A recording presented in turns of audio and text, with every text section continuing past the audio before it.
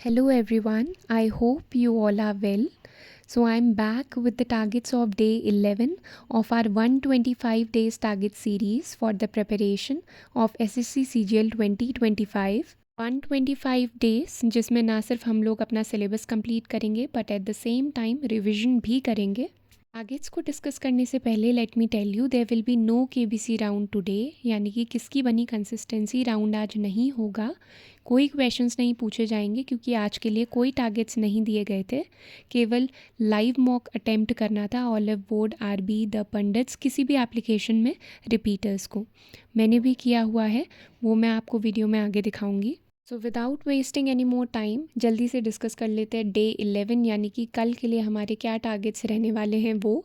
सबसे पहले आ जाता है मैथ्स का सेक्शन, जिसमें कैलकुलेशन को हमें प्रैक्टिस करना है 20 मिनट्स के लिए। कहाँ से करना है मैं ऑलरेडी बता चुकी हूँ। किसी भी एप्लीकेशन में आप जा सकते हैं, वहाँ पे कैलकुलेशन ड्रिल करके दिया होता है, तो वो आप कर सकते हैं।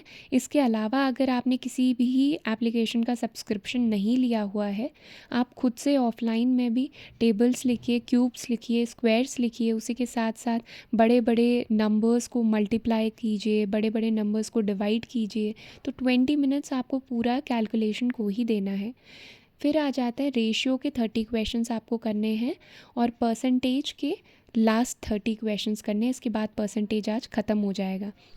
रेशियो के लास्ट 30 क्वेश्चंस और बचे हुए हैं जो हम डे 12 में करेंगे। उसके बाद रेशियो भी हमारा ख़त्म हो जाएगा। क्वेश्चंस करने कहाँ से हैं, बुक में ऑलरेडी आपको बता चुकी हूँ। रीजनिंग और मैथ्स दोनों की एक ही बुक है, पिनाकल। इसके अलावा आप कहीं से किरण से या कोई और बुक से करना चाहें तो वो भी आप कर सकते हैं। देन रीजनिंग में एनालॉजी वर्बल वाली करनी है, 50 क्वेश्चंस इसके लगाने हैं। कोडिंग डिकोडिंग हम लोग ऑलरेडी ख़त्म कर चुके हैं। इसके बाद इंग्लिश में आ जाते हैं। इंग्लिश में ग्रामर हमने वर्ब स्टार्ट किया था, तो वर्ब हमें इसमें कवर करना है। अच्छे से नोट्स बनाने हैं। प्लेन टू पैरामाउंट बुक है, वहाँ से भी आप कर सकते हैं। साथ ही साथ यूट्यूब में आप कोई प्लेलिस्ट है, वहाँ से भी कर सकते हैं। या फिर आपने किसी भी एप्लीकेशन में कोई कोर्स परचेज़ किया हुआ है तो वहाँ से भी आप इसको कवर कर सकते हैं। तो अभी नोट्स बनाने का टाइम है। अच्छे से पढ़िए, समझिए और नोट्स बनाइए वर्ब के। टेंस हम लोग ऑलरेडी कवर कर चुके हैं। फिर है हमारा वोकैब का सेक्शन। इसमें सिनोनिम्स कवर करने हैं फ्रॉम 191 टू 230 और वन वर्ड सब्स्टिट्यूशन कवर करने हैं फ्रॉम 191 टू 230 अगेन। अच्छा, वोकैब सेक्शन में मैंने देखा कि बहुत सारे लोगों को दिक्कत आ रही है। आप लोग टेलीग्राम में पर्सनल मुझे मैसेज कर रहे हैं कि वोकैब नहीं हो पा रही है, रिटेन करना मुश्किल हो रहा है। माय डियर फ्रेंड्स, आप लोग को पता है वोकैब सेक्शन पूरे सिलेबस का सबसे आसान सेक्शन है।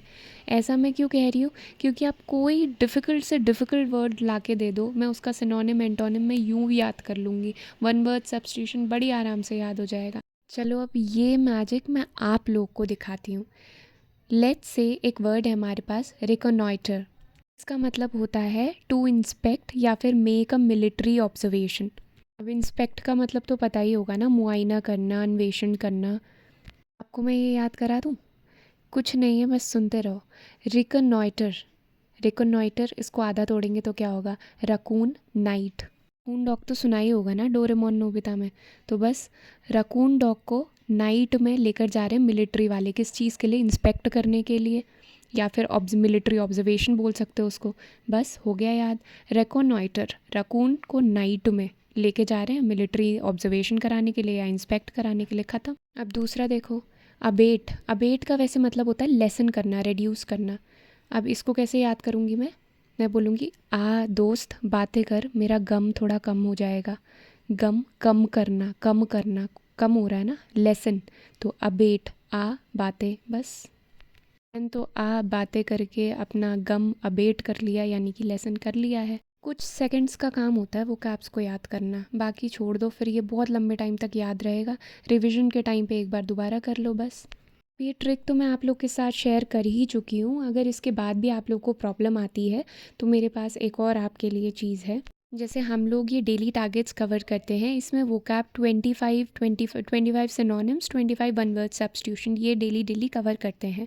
तो मैं क्या करूँगी, मैं एक सेशन ला सकती हूँ। लाइव या रिकॉर्डेड, जैसा भी आप लोग को ठीक लगे।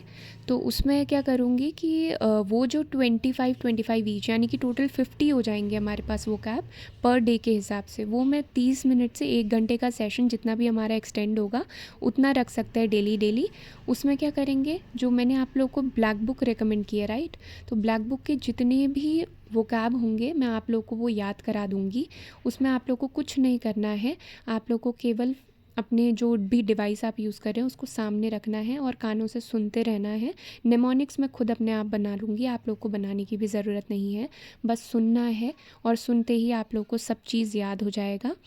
और उसके अलावा अब इस वोकैब सेशन के बाद आप लोग को ना किसी बुक की ज़रूरत होगी, इनफैक्ट ब्लैक बुक की भी ज़रूरत नहीं होगी, क्योंकि वो तो मैं खुद आप लोग को वर्बली करा रही हूँ।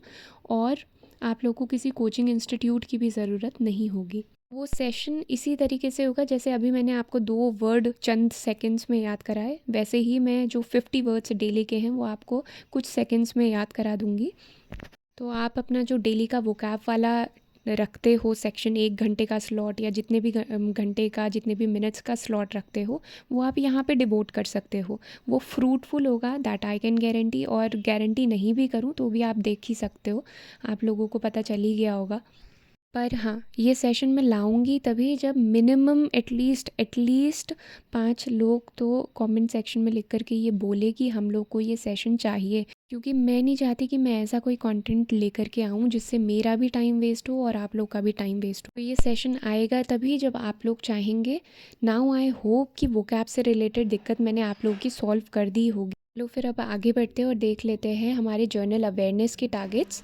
तो पॉलिटी हम लोग इसमें कवर कर रहे थे। डे 10 में हमने जुडिशरी कवर किया था, तो अब हमें डे 11 में कवर करना है panchayat and municipalities and state legislature. Panchayat and municipalities में आपको सारे आर्टिकल्स याद करने की ज़रूरत नहीं है, ओनली इम्पॉर्टेंट आर्टिकल्स, और ज़्यादा डिटेल में भी पढ़ने की ज़रूरत नहीं है, जितना मनोहर पांडे में है दैट इज़ सफिशेंट।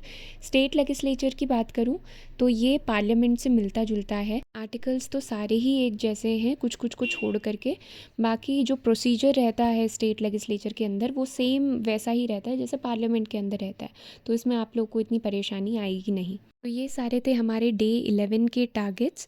और अब इन टारगेट से रिलेटेड आप लोग को कोई दिक्कत रहती है तो वो आप हमारे टेलीग्राम ग्रुप में पूछ सकते हैं, या कोई ऐसा क्वेश्चन है जो आपसे सॉल्व नहीं हो पाता तो वो भी आप लोग टेलीग्राम ग्रुप में पूछ सकते हैं। टेलीग्राम ग्रुप से ज्वाइन होने के लिए मैं कमेंट में एक लिंक पिन कर दूँगी, उसके थ्रू आप हमारे ग्रुप से जुड़ सकते हैं। तो अब जैसा कि आज हम लोग को लाइव मॉक देना था, ऑलिव बोर्ड पे मैंने दिया हुआ था, तो लेवल की बात करूँ तो मुझे मॉडरेट लगा। इनफैक्ट मैथ्स में एक क्वेश्चन था जो इंटरनल एंगल बाइसेक्टर्स की बात कर रहा था, उसके ऑप्शंस मेरे ख्याल से गलत दिए हुए थे। तो ये है मेरी पूरी रिपोर्ट, इसमें मैंने 92 अटेम्प्ट्स किए हुए थे, आप देख सकते हैं मैंने सेक्शन वाइज कितना अटेम्प्ट किया हुआ है। इसमें स्कोर था मेरा 166.5। अटेम्प्ट करते टाइम तो मेरे को लगभग सही लगे थे जो मैंने अटेम्प्ट किए हुए थे, स्टिल यहाँ पे कई सारी मिस्टेक्स मैंने की हुई हैं, तो वो तो जब 7 बजे के बाद एनालिसिस आ जाएगा पूरा तब पता चलेगा कि गलती कहाँ पे हुई है। तो ये था मेरा आज का स्कोर, और एनालिसिस 7 बजे के बाद मैं कर लूँगी, आप लोग भी अच्छे से एनालिसिस कर लेना, क्योंकि मॉक्स के स्कोर से ज़्यादा इम्पॉर्टेंट होता है एनालिसिस, कि प्रॉपर एनालिसिस से ही हमारे फ्यूचर में जो मार्क्स हैं वो इंक्रीज़ होते जाते हैं। तो मार्क्स अभी चाहे जितने भी आए उससे परेशान होने की ज़रूरत नहीं है, कम ज़्यादा वो होते रहते हैं।